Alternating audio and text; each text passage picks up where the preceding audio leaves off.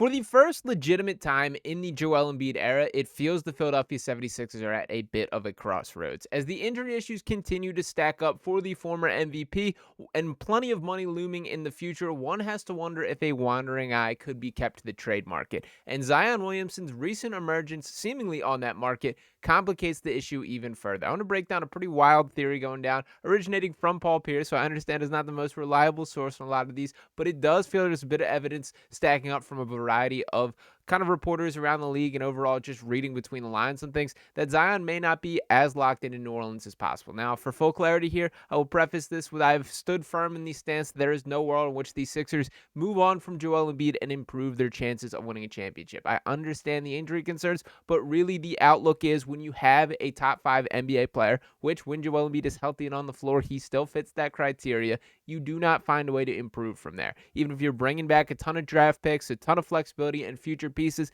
it is hard to actually improve your team's chances of winning when you're sending away the best player in that trade. But let's entertain the conversation. I will say I'm more open-minded than ever, as we have seen the Joel Embiid era probably hit its rockiest stretch. Let's not forget leading into the season, the pushing Marcus Hayes, the I've done too much for this effing city quote, and everything else that has come out with Joel Embiid, that compounded with the fact that he's played just 13 games at this point in the season. We're recording this before the Thunder, before the next game, so we will see what happens in those. He is obviously already ruled out for the Thunder matchup, but let's dive into the topic and how it pertains to Zion Williamson. So first, I'm going to start off with the headline of this article that writes, Pelicans may cut ties with Zion Williamson via a trade to the Philadelphia 76ers. And to read what is written here, it says, Paul Pierce was impressed with Zion Williamson's comeback in a losing effort to the Minnesota Timberwolves and is keen to get him a fresh start. NBA analysis Dan Combs writes Saturday, quote, after some thoughts, he settled on a proposed move to the Philadelphia 76ers to send Joel Embiid in the other direction. He said, I'm trying to find a spot for Zion. From what I saw, somebody got to take that chance. I got one. Zion for Joel Embiid. Pair him with Maxey. The 76ers are not ready to give up on Embiid just yet, who is still a force to be reckoned with when he is on the court. Embiid would not be enthused about a potential move in the other direction, New Orleans, you would imagine too. Williamson, meanwhile, has been suspended one game by the Pelicans for a violation of team policies, causing him to miss the game with the 76ers. Now, to acknowledge this head on here, this happened against the Sixers, and Willie Green saying, quote, there were several occasions which led to Zion Williamson's suspension. Now, we have some further evidence as far as his desire to be leaving New Orleans here. There's kind of always been the whispers about this, and Stephen A. Smith recently going on record saying, quote, Zion doesn't want to be in New Orleans. He doesn't want to be there. He wants to be in a major market like LA, New York, or whatever because he wants that marketability. And while Philadelphia is not New York or LA, it is a significantly larger market than New Orleans, and there is the opportunity to win now. That is something that I could see appealing to Williamson specifically, and more so the Pelicans for getting rid of him. Now,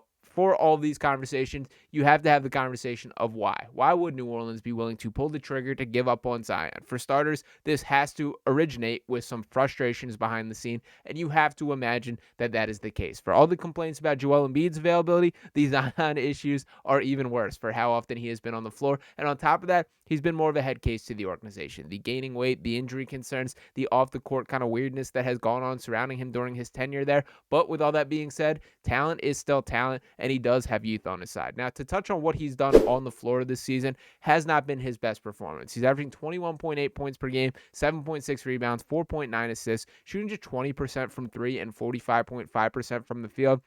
He's listed at 6'6". He looks bigger than that by my eyes, but you can never really tell with a lot of these guys. But it is his athleticism and explosion that is his calling card as a player. Still yet to turn 25 years old. That is why it would be a bet worth taking from the Sixers' perspective. Then, once again, why New Orleans would want Joel Embiid in return.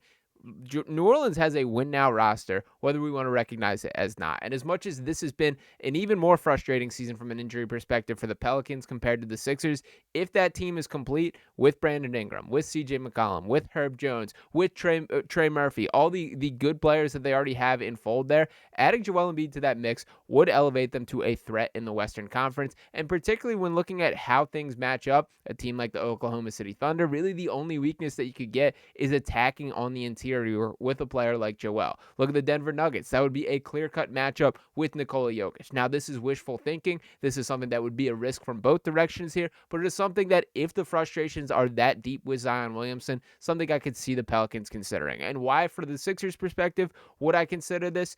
it has to do with some frustration with Joel as well. Now, we will see what ultimately comes to the surface for the behind the scenes of the Sixers season. From everything I've heard, it's been as negative as I've ever heard it with Joel Embiid, and the frustrations are higher than ever. I think that's a two-way street here between Embiid and the team and Joel. I will say I know the beginning of the season that the team not quite on the same page with how often he was going to be playing, and particularly him not being ready for the start of the season. So that is kind of the conversation. And the other part of things, it is the money. It always comes down to money, and kind of talk about the difference in contracts here. Zion not lacking in this category by any means, making $34 million this year, $39 million next year, 42 the following, and 44 in 27 to 28. If he's not going to be on the floor at this regular rate, this is going to be something the Pelicans are be frustrated with. But Joel Embiid in an even worse boat here, and this is where the conversation would get interesting. Now, to touch on Joel specifically, he did sign this extension this previous offseason that does make him ineligible to be traded for this entire year. So this is an offseason conversation that would have to come to works, and I do want to make sure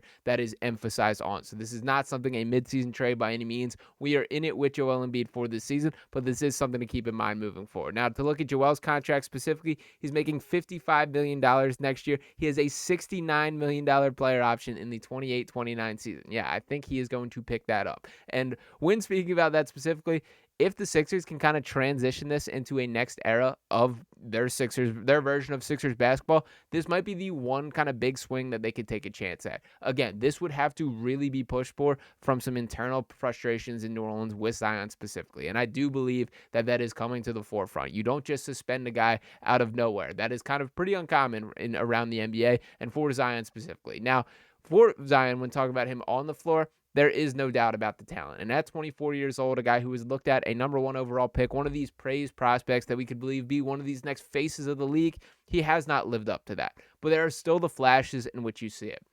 The best game that I've seen Zion Williamson play as a professional happened last year in the play-in against the Lakers. Him going toe-to-toe with LeBron James, and it told the full Zion Williamson story because as they go late in the fourth quarter, it might even have been overtime at this point, he pops a hamstring with the game on the line, and that is the frustrating part about it. But if you are this Sixers team and looking at it, what do you think is a safer gamble? To have one successful, healthy run with 31-year-old Joel Embiid or a couple successful runs with 24-year-old Zion Williamson? Now, the body issues will not be going away. The muscle issues, he is a guy who needs to take things more serious. I think this applies to both Zion and Joel Embiid in this conversation. This is not something that I think is increasingly likely or something that I see the Sixers waiting around or trying for.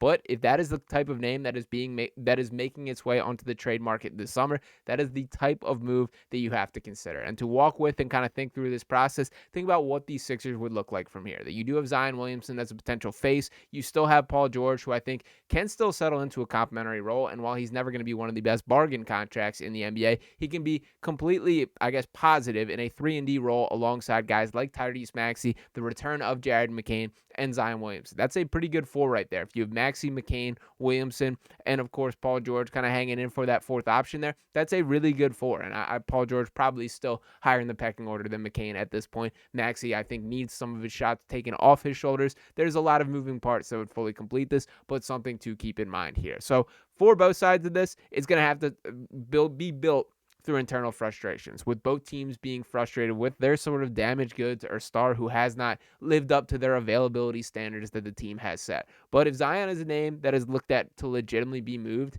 that is the type of big swing I could see Daryl Morey taking, especially if some of the behind-the-scenes stuff that continues to start to filter out, and I expect we'll hear a lot more of the conclusion of the season, particularly if this Sixers season ultimately continues to slide. I think that there will be couple deep dive Shams Charania reports coming out that do paint Joel Embiid in the Sixers organization not in the most positive light, and that is what causes for change. So we will see what happens from here, but Zion's certainly a name to keep in mind and a guy that absolutely changes the trade meter across the NBA far more than a player like Jimmy Butler or anyone else, really any other name that could pop the market. So Zion would be a mover and shaker to change the outlook of the entire league, and the Sixers could potentially look at that as sort of a life vest to get off the Joel Embiid contract. Again, this is not something that I think is increasingly likely, but I did think it was interesting food for thought and somebody that I think the Sixers organization as a whole would be willing to take a chance on. So let me know what you guys think in the comments. Is this an absolute pipe dream that you see no world in which this actually happens? Is this something that you would not be willing to because of the injury concerns to Zion? pretty much, I wouldn't say a carbon copy because it's different based on what the injuries are, but a guy who is kind of on the same trajectory as Joel, where the talent is absolutely there, but the availability has yet to be proven as such. So let me know what you guys think in the comments. As always, appreciate each and every one of you guys tuning into this video here. Make sure you're smashing that subscribe button if you have not already. Drop a like on this video, and I'll keep rocking with you start to finish right here on Sixers Digest. Peace.